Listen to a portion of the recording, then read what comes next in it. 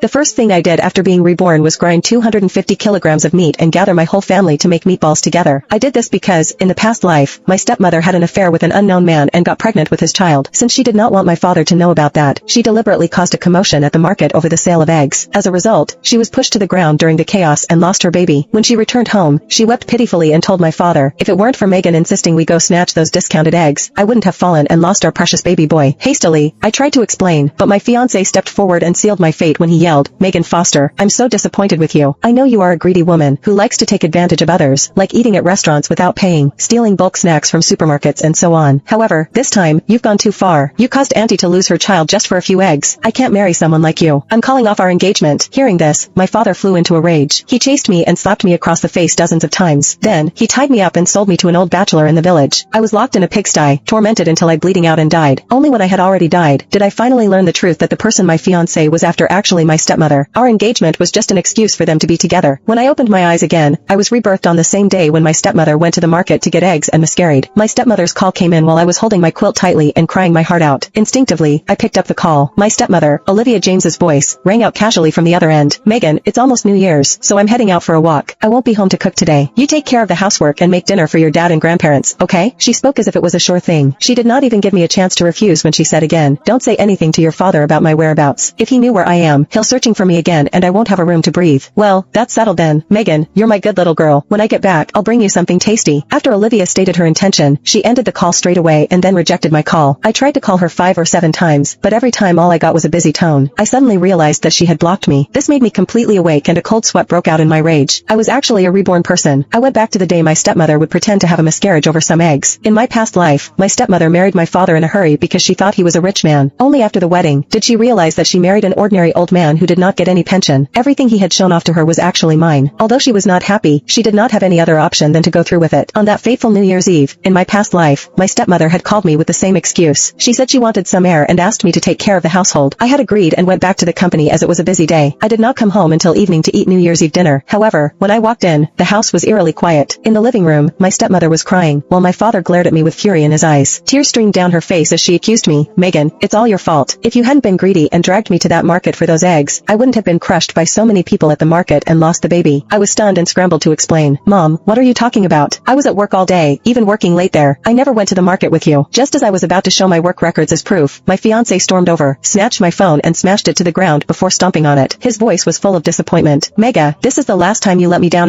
You've always been greedy and shameless, but now you've cost Auntie her child. I won't tolerate you anymore. I'm breaking off our engagement. It was all it took to convince my father. He glared at me and roared, you wretched girl, you've doomed our family by killing my son.